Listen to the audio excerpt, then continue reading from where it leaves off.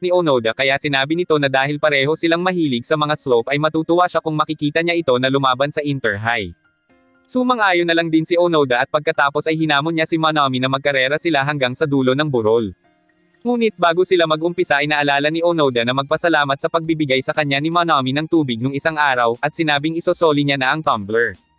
Tumanggi si Manami at sinabing kay Onoda na lang iyon at huwag nang ibalik, pero dahil nahihiya si Onoda ay gumawa na lang si Manami ng kasunduan na isoli na lang iyon ni Onoda sa kanya kapag nanalo ito sa kanilang karera. Dahil doon ay inumpisahan na nila ang laban at habang pumapadyak ay nakikita ni Manami na minsan ay nawawalan si Onoda ng balanse sa mga paliko at medyo mabagal. Iniisip niya na baka iyon ay dahil sa gamit nitong batalya pero pagdating naman sa patag ay mabilis itong nakakahabol. Napansin din ni Manami na may kakaibang lakas si Onoda at pambihira ang pagpadyak nito, at maayos na napapaikot ang pedal. Dahil doon ay sinabi ni Manami sa kanyang sarili na nakilala na niya ang kakaibang climber na sinabi sa kanya ni Tudo. Natutuwa siya kay Onoda, at ang isa pa umanong kakaiba dito ay nagagawa nitong ngumiti habang pumapadyak paakyat. Pero ang gamulat kay Manami ay nang makita nito na hindi pangkarerang sapatos ang suot ni Onoda. Nakarating na sila sa dulo at si Manami ang nanalo kaya hinangaan ito ni Onoda. Humiling si Onoda na matingnan ang bike ni Manami pero habang ginagawa niya iyon ay napansin ni Manami ang lumang gulong ng bike ni Onoda. Pinuhat yun ni Manami at nang malaman na mabigat iyon ay sa kanya napagtanto na iyon ang dahilan kung bakit nawawalan si Onoda ng balanse sa pagliko at mabagal ito nung umpisa. Mas lalo siyang bumilib kay Onoda dahil nagawa nito na makipagsabayan gamit ang mabigat na gulong na iyon at ang ordinaryong sapatos nito. Pinati niya si Onoda at saka nagpaalam bago pa man umano siya mapag-alitan ng kaklase niyang babae kapag na-late na naman siya. Muli ay nagpasalamat si Onoda pero nahihiya pa rin ito dahil hindi niya naibalik ang tumbler. Dahil doon ay sinabi ni Manami na babawiin niya na nga lang iyon pero hindi ngayon, kundi sa summer dahil hihintayin niya si Onoda sa Inter-High, bagay na ikinagulat nito. Maya-maya pa ay nagising na sina Ima Izumi at Naruko at sabay nilang napansin na wala na sa silid si Onoda. Matapos makapagpalit ng jersey ay nagsimula na rin ang dalawa habang pinagmamasdan sila ni Kinju. Dumating si Tadakoro at sinabi sa team captain na walang duda na alam na ng mga first year ang dapat ng mga itong gawin. Para naman kay Kinjo, kung hindi umano ng mga iyon malalaman ang tungkol doon ay wala ang mga iyong tsansa na makasali sa Inter-High. Samantala, tinawagan naman ni Tudo si Manami upang tanungin kung kumusta na ang ginagawa nitong pagmamanen. Sinabi ni Manami na masaya naman kaya nagtaka si Tudo. Ibinalita ni Manami na nakita niya ang climber na sinasabi ni Tudo at magaling umano iyon. Dahil pinuri umano ni Manami ang climber na iyon, ibig sabihin ay kailangan nilang trabahuhan iyon. Itinanong ni Tudo kung anong itsura ng climber kaya sinabi ni Manami na palagi iyong nakangiti kapag pumapadyak, maikli lang ang buhok at nakasalamin na medyo may kalakihan. Dahil doon ay inisip ni Tudo na mukhang nagbago na umano ng itsura si Makishima pero nang mapuutol ang tawag ay parehong nagtaka ang dalawa kung sino ba ang tinutukoy ng isa't isa. Patuloy na pumapadyak ang team habang para kina Aoyagi at Teshima ay sila ang dapat na makapasok sa Inter-High. Dahil naman sa sinabi ni Manami, naging interesado si Onoda na makasali sa Inter-High kaya nang makasabay niya muli sina Ima Izumi at Naruko ay tinanong niya sa mga ito kung ano ang dapat niyang gawin para makasali doon. Natigilan ang dalawa nang marinig iyon dahil hindi ang mga ito makapaniwala na sasabihin yun ni Onoda. Ngunit para kay Naruko ay hindi rin niya alam kung paano sasagutin ang tanong ni Onoda kaya nagpayo siya na tapusin na lang siguro nito ang pagsasanay na iyon at baka sakaling makita ni Onoda ang kasagutan sa tanong.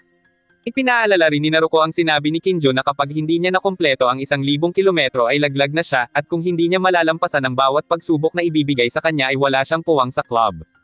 Dahil doon ay mas naging determinado si Onoda na tapusin na ang 1,000 kilometro na iyon.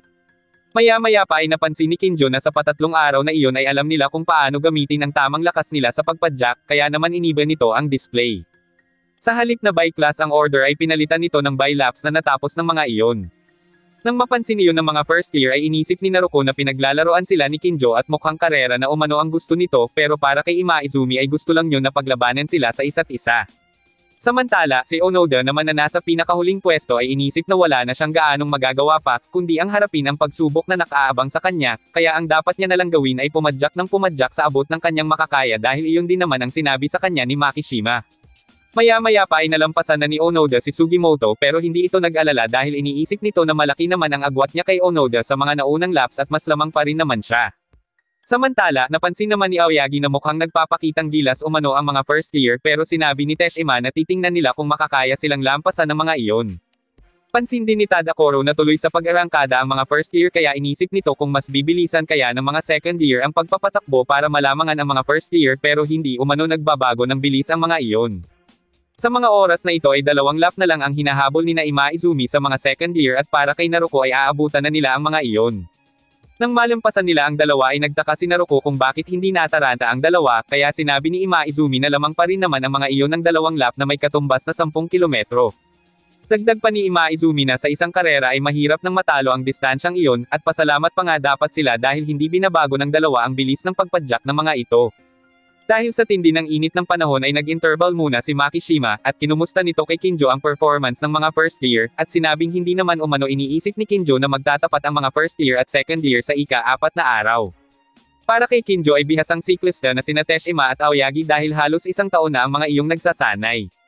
Alam at kabisado na umano ng dalawa kung ano ang pasikot-sikot, at kung paano dumiskarte at manalo sa paparating na Inter-High, kaya kung mamaliitin lang umano ng mga first year ang kayang gawin ng mga ito ay walang paraan para manalo ang mga iyon laban sa mga second year.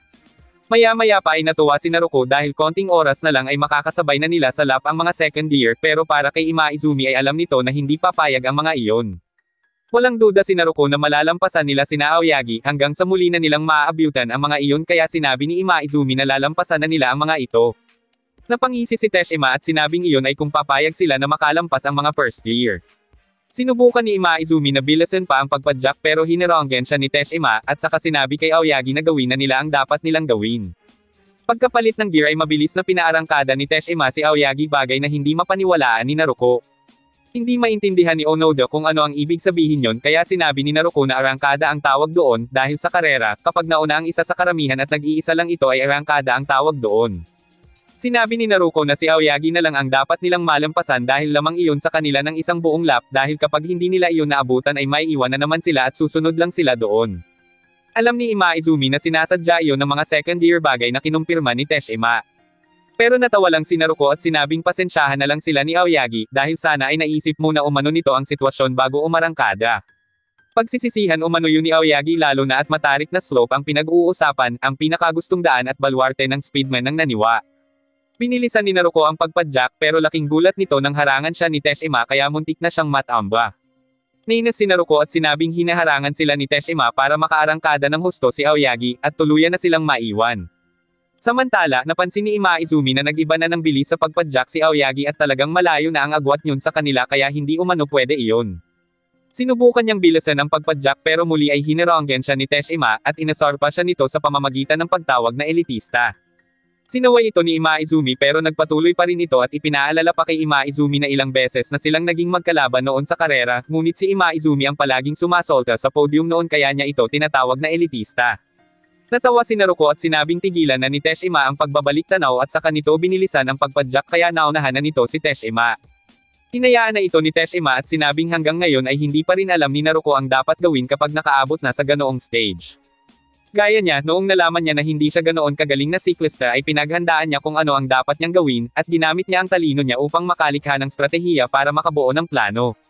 Para kay Teshima ay maling-mali ang timing ni Naruko dahil wala na umano itong patag na dadaanan. Nang mga oras na iyon ay iniisip ni Onoda na mali ang akala niya noon na madali lang abutan ang isang nauna na dahil ngayon ay hindi siya makapaniwala na hindi iyon magawa ni Naruko at Ima Izumi. Nagtataka naman si Ima Izumi kung sinadya ba ni Teshima na magkwento para sirain ang diskarte at timing ni Naruko sa pagpapatakbo at kung hinintay ba nito ang slope. Huling inisar ni Teshima ang mga first year at sinabing 3 laps pa ang natitira at sa 3 lap na iyon ay opisyal nang magtatapos ang laban dahil alam umano nito na sa 3 lap na iyon ay susuko na rin ang mga ito.